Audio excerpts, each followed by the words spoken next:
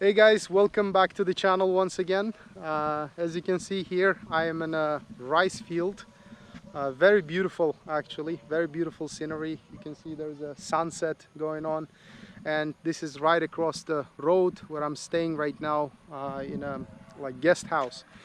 And today's topic, as you can see, staying in Bali as an entrepreneur. And as most of you know from my earlier videos, I am an entrepreneur. I'm a corporate consultant.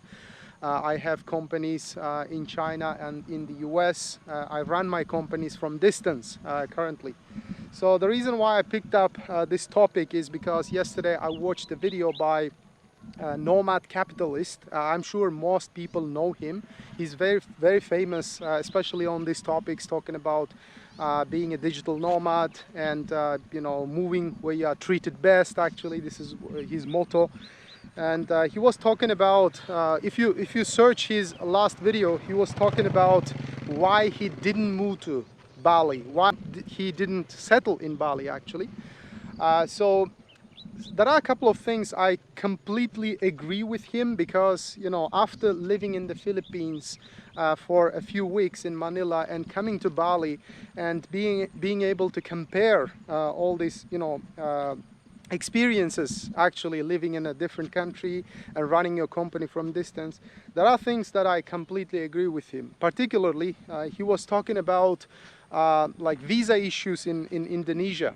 Indonesia has a couple of options for entrepreneurs, for people who want to settle here for a long term, and they want to work maybe, and that kind of visas are called kitas. Kitas has got different categories. You can search it online, but the thing is, it's so challenging actually to apply for this kind of visa. First of all, it's not cheap. The second is the information is so complicated, provided by different agencies. Many people say that, you know, in order to apply for kitas, you need a sponsor, local sponsor, or you need to open your own company here. All right, that is the sponsor part. The second part is the paid up capital. Okay, so for example, if you're a, you know, entrepreneur, again, you're not looking for a job here. When you open a company, and through that company in Bali you want to sponsor your own kitas, then you are required to make a capital contribution in your LTD company. And the capital contribution amount is not small. Okay, you can search it again online. They said that it's depending on the business field, what kind of business you want to do, it might vary, but still the minimum capital contribution is around 10 billion rupiah, which is the local currency. And if you convert it into dollars, it's not small at all. Okay, so this is kind of a large commitment you have to do in order to stay here for long term. This is one thing. Another thing is, many people again say that you can avoid this paid up capital by contacting some agencies, and then they do that contribution using their own money sort of, but I'm pretty sure that this kind of activity would be considered illegal. And also there's an issue, like after talking to many entrepreneurs, expats in different events here in Bali, I get to understand that for example, if you run companies outside of Indonesia, you don't have anything to do here legally, right? And you are on a tourist visa. In this scenario, your work, even if it's outside of the country, would be considered somewhat illegal, because physically, personally, you are here in Bali, but you are running your companies from distance. For example, in my case, I have a company in the US and I have a company in China. So if I keep running my companies from distance, right, from Bali, this activity might be considered illegal, because essentially I'm earning money even if it's outside of the country. So that's kind of a very difficult situation. So in this kind of situation, I have one option really. I have to apply for this long-term visa, kitas, which is given for 1 year or 2 years. But the requirement for kitas, like I said, I need to find a sponsor or I need to open a company. In either case, there is a capital contribution requirement. So that's why I'm really thinking, honestly speaking, being an entrepreneur, and having companies outside of Indonesia, whether it's right to settle here for a long term.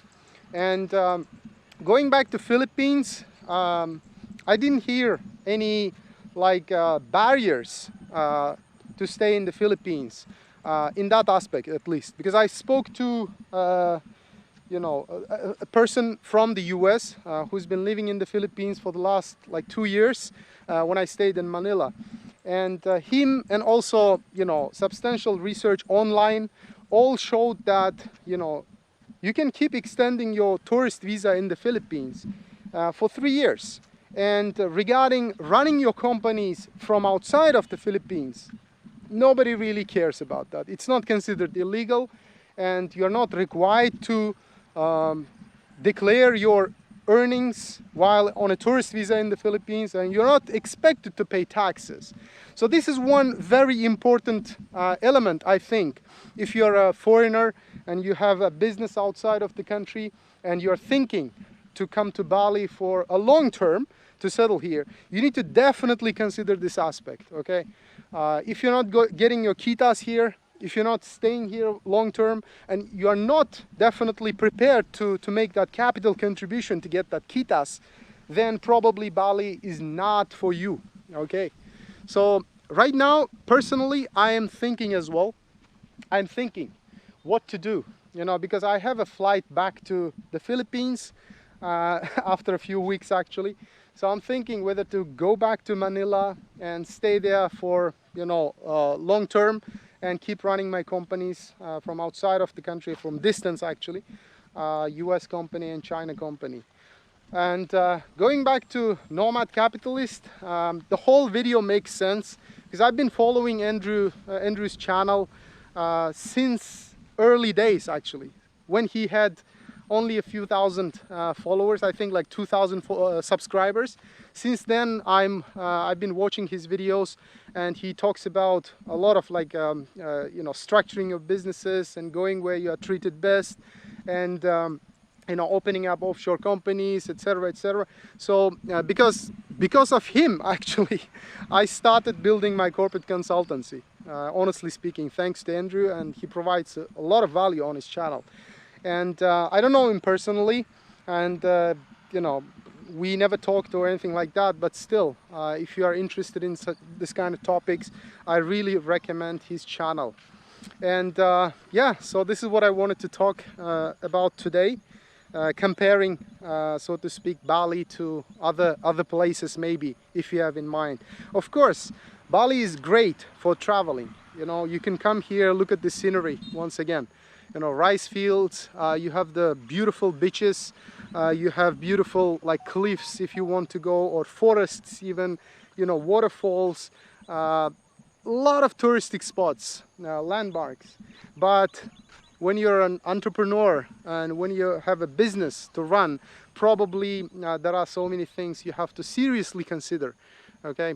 Short period travel, that's great. You can come here, you know, as a tourist and you know, enjoy, meet some people and stuff like that. But you know, for settlement, probably that's you know, serious commitment, okay? If you are asked to invest a lot of money, this is something probably at this stage personally I'm not prepared, okay?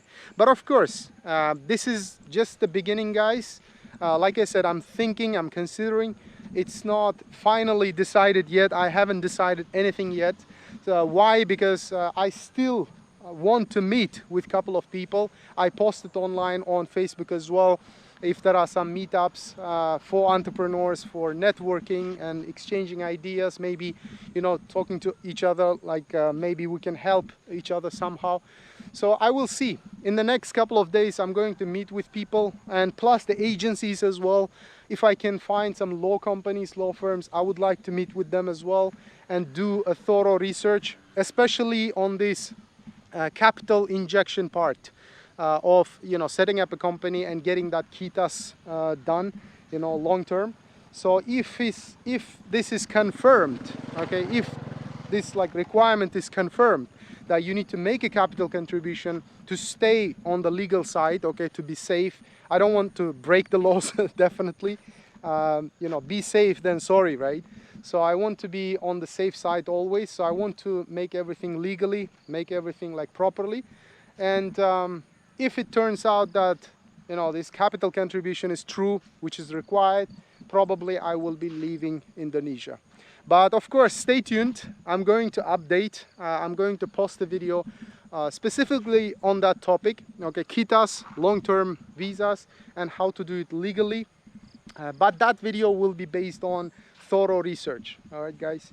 So thanks for watching once again. If you're in Bali, in Canggu, yeah, you can come here. Look at this beautiful scenery. I really recommend, you know, coming here, taking pictures, and having some, you know, me time. See you guys in the next one. Cheers.